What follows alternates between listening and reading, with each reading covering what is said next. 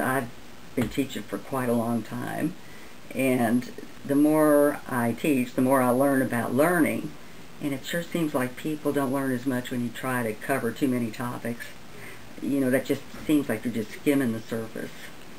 And I really wanted a course where people could get down below the surface and really get an understanding of what we were talking about rather than a superficial idea. Well, I teach two levels of students. So I teach an intro accounting course, large lecture, and I teach an MBA course in accounting. And I first thought about how do I get critical thinking into this course. I really had to back up and say, where does this course fit, and what is it that I want to have students who leave this course leave the course with.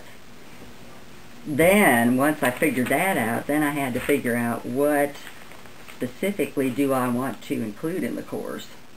What is it, what 10 or so, maybe 12 or so major ideas do I want students to be able to understand?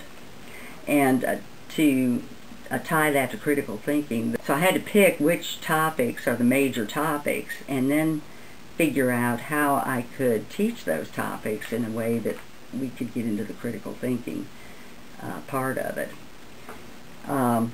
To try to encourage students to think critically meant that I had to have time to do that in class as well. So the fewer topics that we talked about, the more time I would have to try this critical thinking strategy that I wanted to have in this class.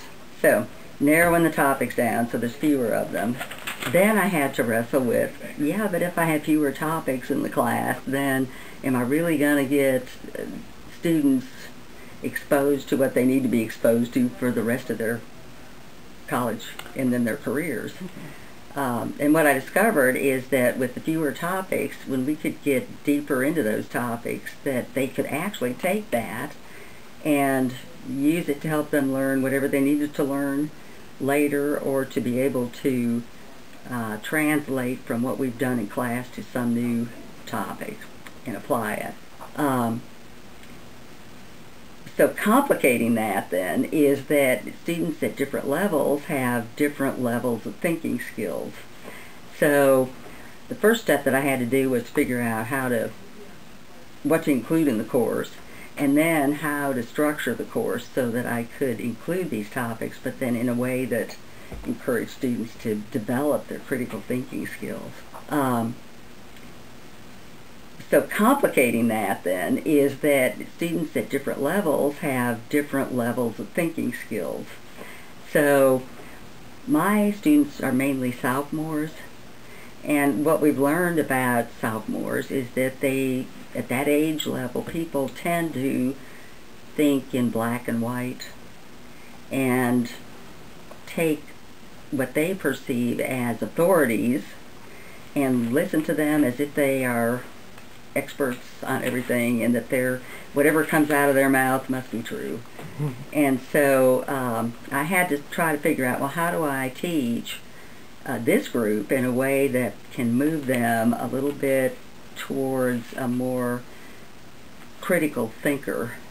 So if we've got somebody who's thinking in black and white, how can I get them to see that everything isn't black and white? What I tried to do is to figure out layers of thinking that people can do, and the textbook that we use in this class is set up to try to facilitate this.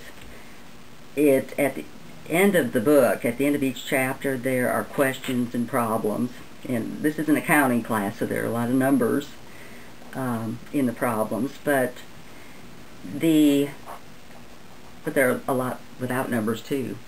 But the questions are set up in very simple format. There's a set of questions that are called testing your knowledge, and those are the kinds of questions that you can answer pretty simply if you've read the book. So if you understand concepts, if you understand facts, you can answer these questions.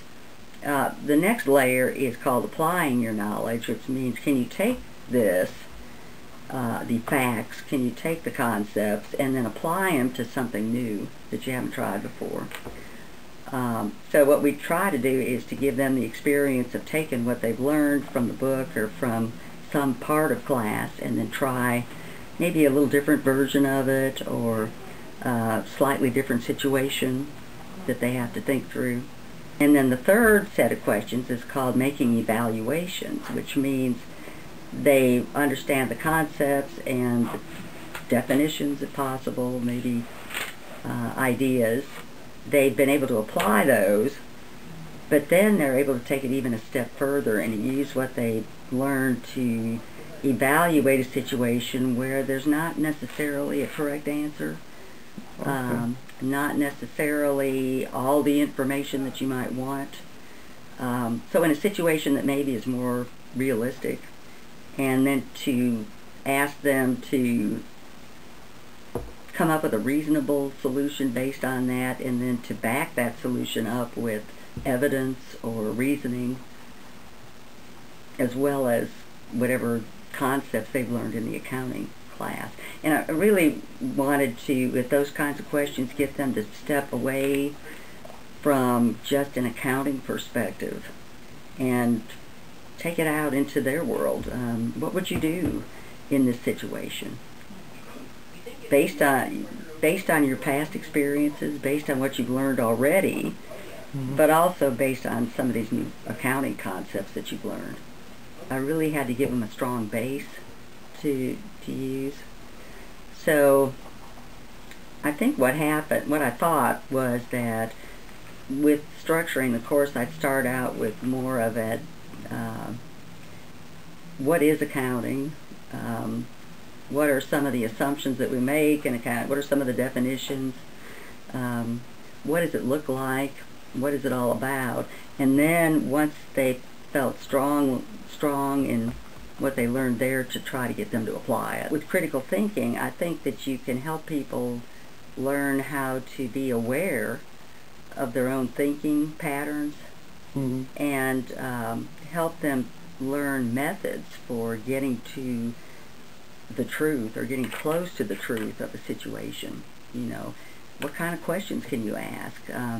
What sort of attitude should you have as you go into this search for truth?